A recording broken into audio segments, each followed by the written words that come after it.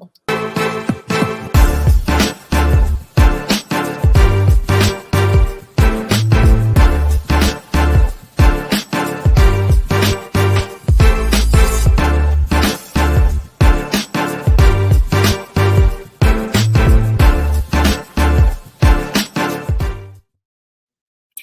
everybody. Welcome to the MOBB Mentality Podcast. This is a podcast made for moms of busy babies, and I have a special guest with me today. Her name is Mercedes Fernandez, and you are a geriatric kinesiologist. Welcome. Yes. Thank you very much. Happy to be here. Very excited to jump in today. This is going to be a very interesting topic, and I feel like you're a very special type of guest that we haven't had on before. So this was actually when I read your bio and we were setting this up that really touched me, what you do. And I know you have a really big passion for spreading awareness and talking about taking care of older adults and how we don't always prepare and expect that to be something that we have to do. It's like, we know it's out there, but it's a hard topic to talk about. And I think this is even especially important for moms because we carry on so many different dual responsibilities and we wear so many hats. And I think when you become a mom, you also don't know if you could actually end up having to take care of a special needs child. So that's something that has directly impacted me. And then I also work with a lot of other moms that have ended up having to even take care of kids that are wheelchair bound or don't have a lot of mobility. So I'm excited that you're here today.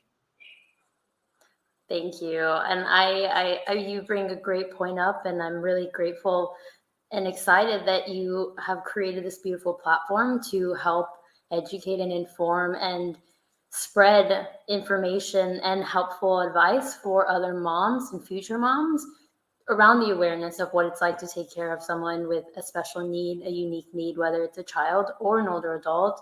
I myself have been in the adapted community for a few years, actually many years after, since I was in college. And before that, I grew up, my grandfather had a physical disability. He was blind in his left eye. And so for me, being in the adapted community, being in a unique environment, I never really I didn't differentiate it early on. And so I don't shy away from it, but other people who are not ever exposed to a child with special needs or, from autism to, like you said, wheelchair bound, a physical disability, a developmental disability, ready to start, I can imagine how overwhelming it is. And so I'm really excited to be here along with you, helping those in the future, perhaps, who might not know that they'll need the information. Yes, for sure. You have a special story. So would you just mind sharing like what actually led you down this path to have such a caring heart for older adults and wanting to actually get into this field? Of course. Goes very much back from birth. My grandfather on my mother's side and I were very close. My mother was very ill during her pregnancy with me. And so I basically, the story I was told and what my mama has relayed to me is that the doctor, because she was in high risk, it was going to be her or me. Fortunately, it was both of us. It was a form of sepsis. I don't remember the medical terminology of it, but as an infant, I think you really bring on all of that fear, all of that emotional energy. I'm not a mom myself yet, but I can only imagine what pregnancy and the term is like. And so my grandfather was essentially there. My dad and my mom had to keep working, and my mother was pretty much bedridden after I was born. So nursing was really difficult, and my grandfather was basically moved in with us to help raise me essentially and feed me. So I was really close, bonded with him. Yeah. The story and it's almost this physical memory of feeling him hold me. It was like a big gorilla. He had a belly, and so just a tiny little infant. I was really small, and really having that bond. So of course, as he got older, and along with my education, I just I knew I wanted to be in fitness. Mm-hmm. And because I had seen him age and never really, again, from the eyes of a child, you don't really see them as a different population, a different age.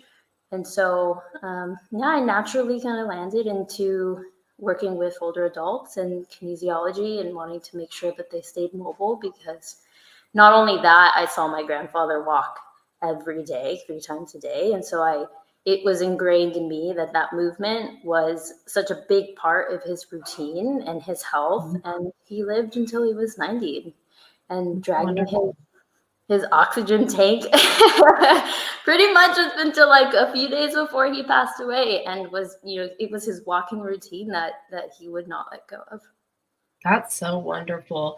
So I found myself here a few years ago. Like, I'm very close with my grandparents as well, and I come from a Mexican background, so I feel like I like bonded to you naturally, in that way, and very close family. And my grandfather was super active all of my life, and here a few years ago, he ended up actually having to go through an amputation. And I found myself in a very similar situation of having to really step in, and he needed much more help than we had ever really had to give him because he was so independent. And so here we are, it's like having to step in as a family and to really be there to support him and his health.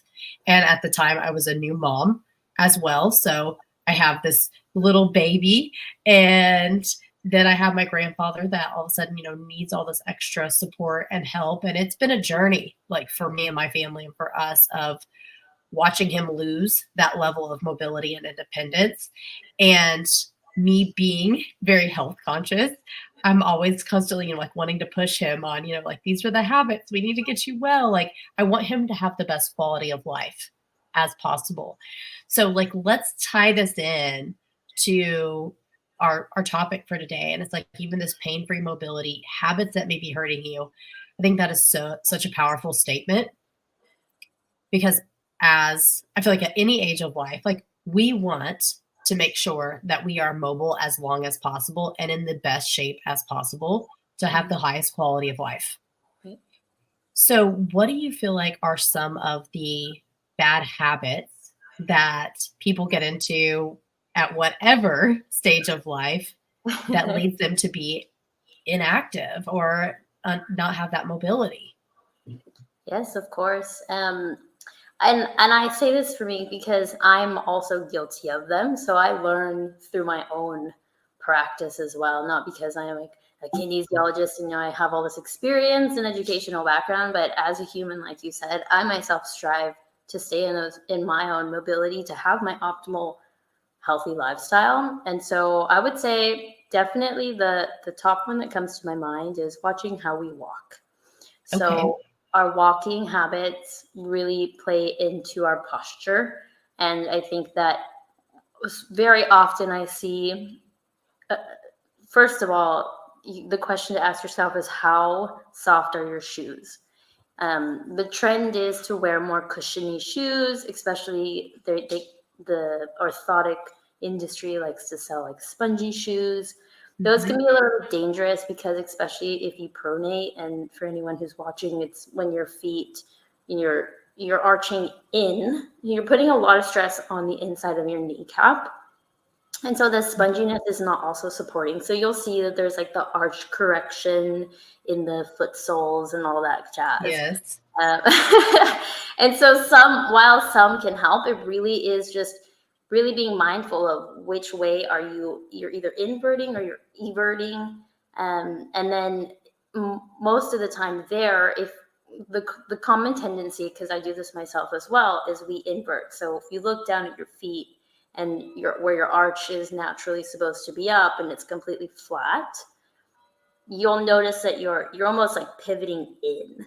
And so all of that biomechanically is changing the structure of our hips, which translates into our lower back.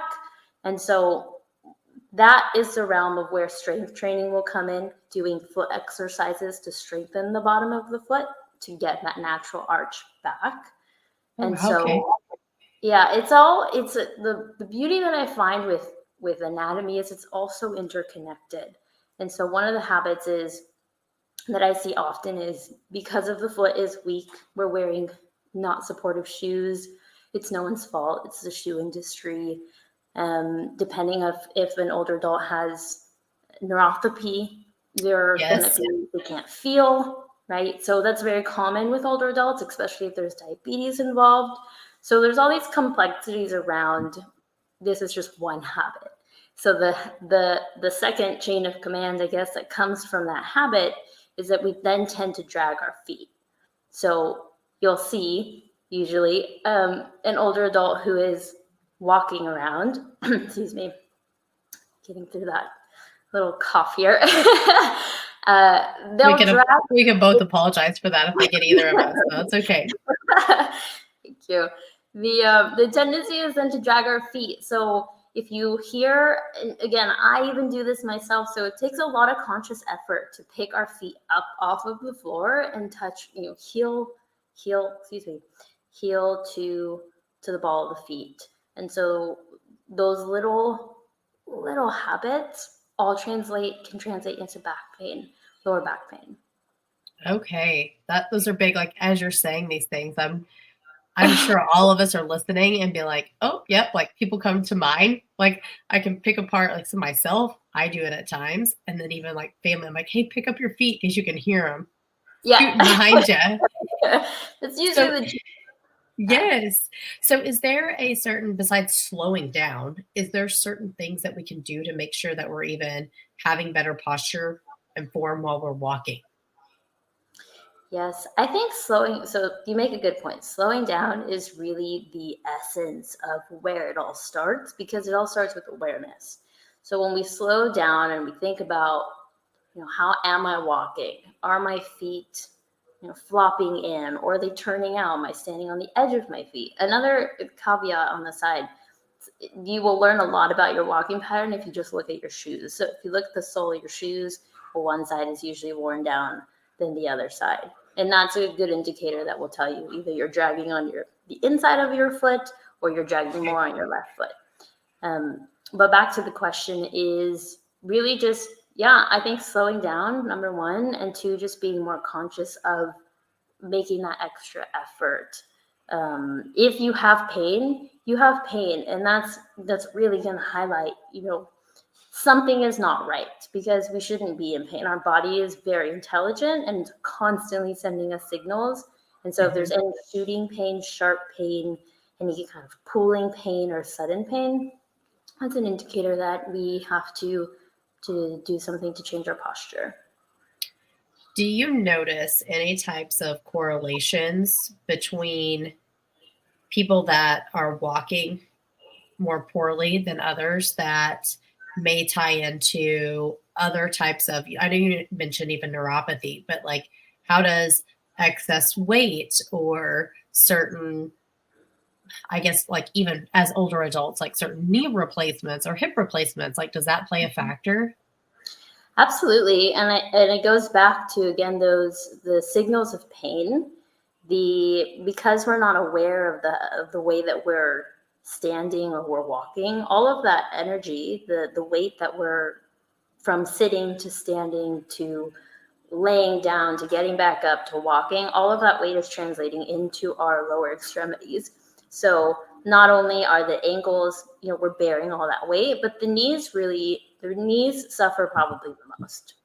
Okay. And that's why you'll have a lot of knee replacements, especially with hips as well. Hips are, part of our back pain issue as well. And hips are more common in the elderly because our bones get brittle, and it just depends on how they're getting in and out of the shower, or, the flexibility and all that mobility that comes together.